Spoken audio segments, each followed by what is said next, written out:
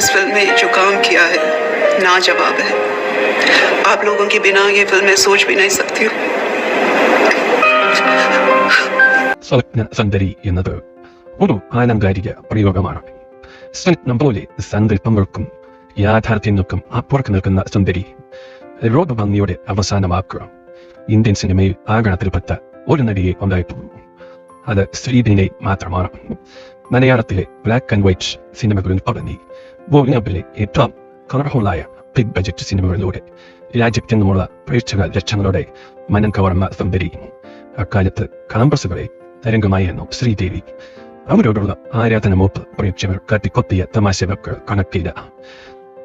ഭ്രാന്തമായ ഒരു തരം വികാരമായിരുന്നു ശ്രീദേവി.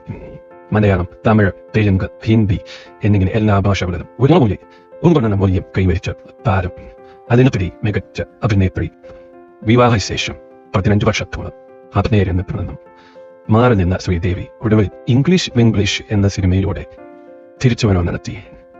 രണ്ടാം വരവിൽ അവരെ ഏറ്റവുമധികം ഭയപ്പെടുത്തിയ ഒന്ന് പ്രായം നേരിയ തോതിലാണെങ്കിലും ശരീരത്തെ ആക്രമിച്ചു തുടങ്ങിയിരിക്കുന്നു എന്ന തിരിച്ചറിവാണ്. തന്റെ രൂപഭംഗിക്ക് ഇടിവ് സംഭവിച്ചു തുടങ്ങി എന്ന തോന്നൽ അവരെ ഡിപ്രഷനിലേക്ക് നയിച്ചതായും കേട്ടു. ഉദയത്തിൽ കയറി നാലാളുകൾക്ക് മുന്നിൽ ആത്മവിശ്വാസത്തോടെ രണ്ടോ വാക്ക് പറയാൻ കഴിയാത്ത വിധം ധൈര്യം നഷ്ടപ്പെട്ട ഒരു സ്ത്രീയായി അവർ മാറിയതായും രാം ഗോപാൽ വർമ്മ അടക്കം പലരും അക്കാലത്ത് നിരീക്ഷിച്ചിരുന്നു. ചെറുപ്പകാലത്ത് പോലും നിരവധി തവണ കോസ്മെറ്റിക് സർജറികൾ നടത്തി തന്റെ സൗന്ദര്യം കൂടുതൽ മെച്ചപ്പെടുത്താൻ ശ്രമിച്ചുകൊണ്ടേയിരുന്ന വ്യക്തിയാണ് ശ്രീദേവി. എന്തു തന്നെയായാലും ഏതൊരു പ്രായത്തിനും എന്തൊരു സുന്ദരി എന്ന സ്ത്രീപുരുഷ ഭേദമെന്നീ ആളുകളെ കൊണ്ട് പറയിക്കാൻ അവർക്ക് കഴിഞ്ഞിരുന്നു. കേവലം 54 വയസ്സിലാണ് ശ്രീദേവിയുടെ മരണം സംഭവിക്കുന്നത്. ദുബായിൽ ഒരു വിവാഹ ചടങ്ങിൽ പങ്കെടുക്കുന്നതിനിടെ ബാത്റൂമിൽ കയറിയ ശ്രീദേവി ബാത്തിങ് ഡബ്ബിൽ മരിച്ചു കിടക്കുന്നതായി കണ്ടെത്തി.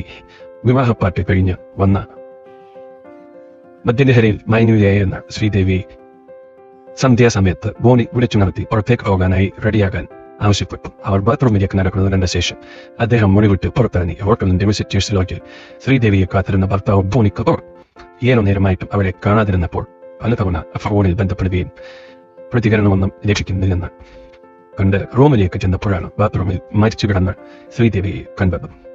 മരണത്തിൽ നിഗൂഢതകൾ ഉണ്ടോ? ഈ വേഷം സത്യമാണെങ്കിലും അല്ലെങ്കിലും ബോണി കപൂറിന്റെ പ്രവൃത്തിയിൽ അസാധാരണത്വം കണ്ടെത്തിയ ചിലർ അക്കാലത്ത് തന്നെ ഇതിൽ സംശയങ്ങൾ ഉന്നയിച്ചിരുന്നു. ഭാര്യ ബാത്റൂമിൽ കുളിക്കുമ്പോൾ സാധാരണഗതിയിൽ ഭർത്താവ് റൂമിൽ വെയിറ്റ് ചെയ്ത ശേഷം ഒന്നിച്ച് പുറത്തേക്കിറങ്ങുകയാണ് പതിവ്. മൊഴിയിൽ ടെലിവിഷനും ഇന്റർനെറ്റും അടക്കം നേരം പൊക്കമുള്ള എല്ലാ സാധനങ്ങളും ഉള്ളപ്പോൾ ബോണി എന്തിന് പുറത്തു പോയി എന്നതായിരുന്നു പ്രധാന ചോദ്യം.